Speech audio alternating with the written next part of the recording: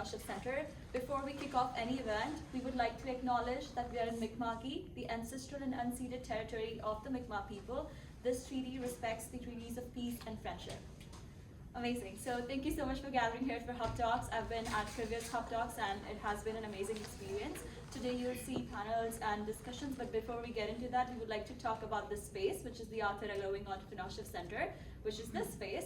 So we do a lot of things with external partners, internal partners at SMU, outside SMU, and one of our key roles under the TD project is to promote inclusivity, diversity and equity, which you will today see among the speakers that we'll have the amazing panel that you will go through.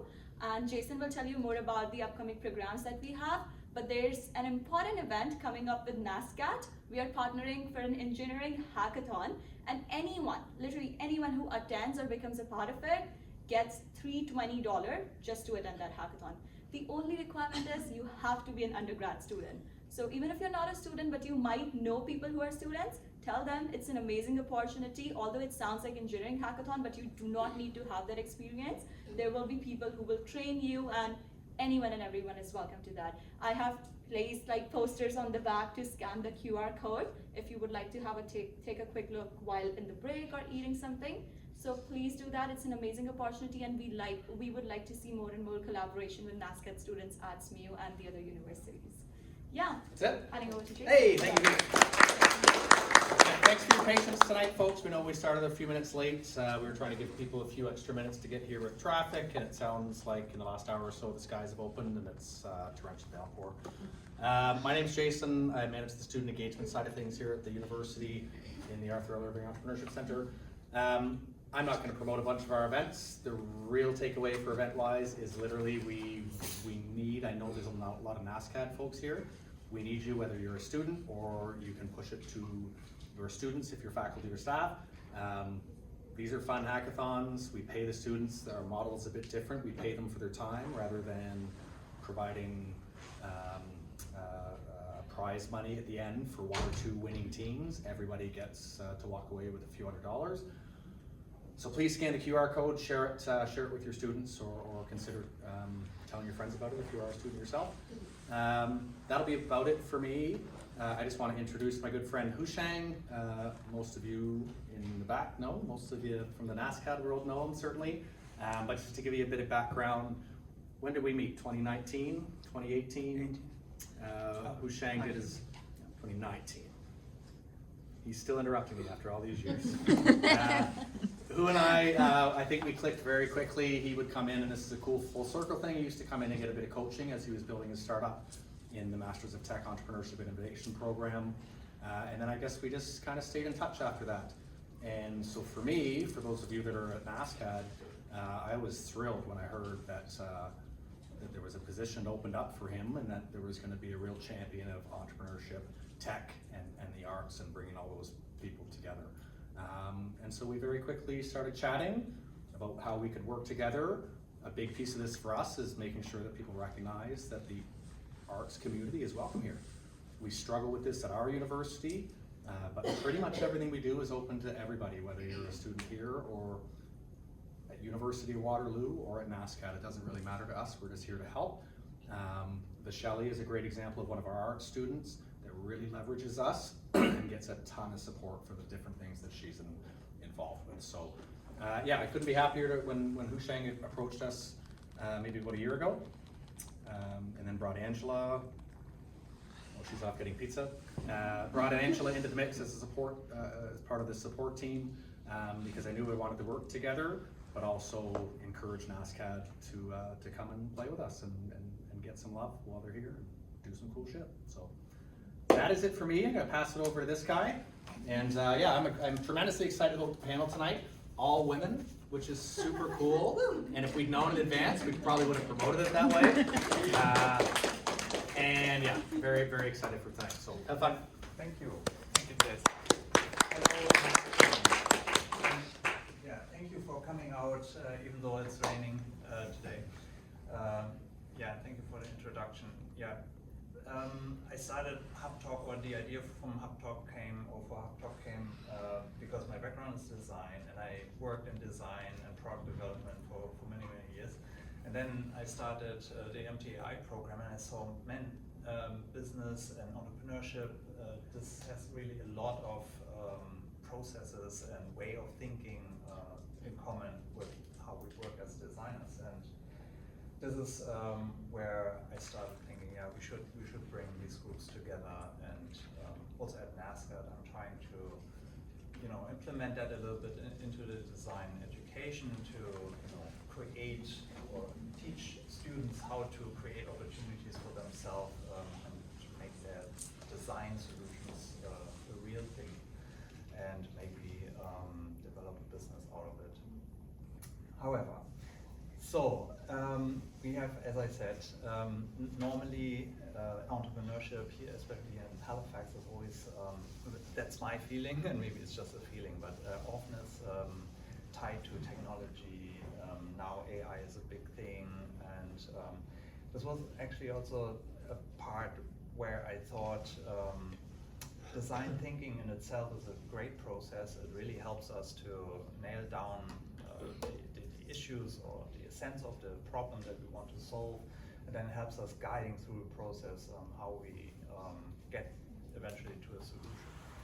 But over time, we're doing that now 1.5 years, or I'm thinking about it for 2 years, and I feel that our problems are getting more complex, they're more related to human interaction, like human to human, and to understand, or are related to really understanding the root cause and what drives us, what drives our behavior. And with this, talk and inviting people from very different disciplines, and that's why I'm so happy today that we have really big focus on social innovation rather than technology, to see how different way of thinkers approach problem solving, and maybe can inform us things that get lost in the process of design thinking. So I want to introduce very quickly, very short, our 5 speakers, and then as Jason said, we have the presentations and afterwards a panel talk. So after the presentations, please feel free to maybe ask 1 or 2 questions, that we can move on to the second part of the talk, which is we sit all side by side and have a little conversation from our panel talk. So I wanted to start with Denisha Provo. She's CEO and founder of Denisha Provo Canadian Basketball Academy. When I read that, I was very excited because I love sports. I always did sports. And as a former professional and national basketball player, she acts as a role model empowering young women. And the academy that she set up integrates basketball and education that helps building leadership and personal development. So I'm very, very curious how this all happened. Our second speaker is Desiree Gosson, sorry. I'm really sorry. Certified life coach and business coach, and CEO and founder of Inside Perception, which started not actually in Halifax. I just learned that you came here 2 years ago, but brought that business with you from Beirut. And now you shifted also your focus a little bit on managing, consulting, coaching, and training non-profit organizations while supporting communities and empowering women also. That also will be interesting because in entrepreneurship, pivoting and changing the concept is a big part of it. And I'm curious to hear more about that. Fatu Kawa. It's a crazy story when I read everything that you're doing. Amazing. So you're the founder of Fatu M and Hearts and Gold Global Network, the T-shirt that you're wearing, and I will ask later where that logo is coming from. You're an award-winning peace activist, storyteller, and author, and you're also focusing on empowering communities, amplifying underrepresented voices through education. And the education part is something that I was very happy to hear, because your thought there, like to eliminate problems by fostering education and creating a new generation that thinks differently. I think that's the right way to go. And the way you're teaching is, or what you're teaching is entrepreneurial leadership and storytelling to reach the UN sustainability goals, or some of them, not all of them. Very, very, very good, very exciting. Vataneš Wellness consultant. I love the name. Can you Wellness speak up a consultant. little bit? What? Can you speak up a little Okay. bit? Yeah, I- sorry. Yeah, there's a I'm sorry. microphone there. Maybe Yeah. it would be good to.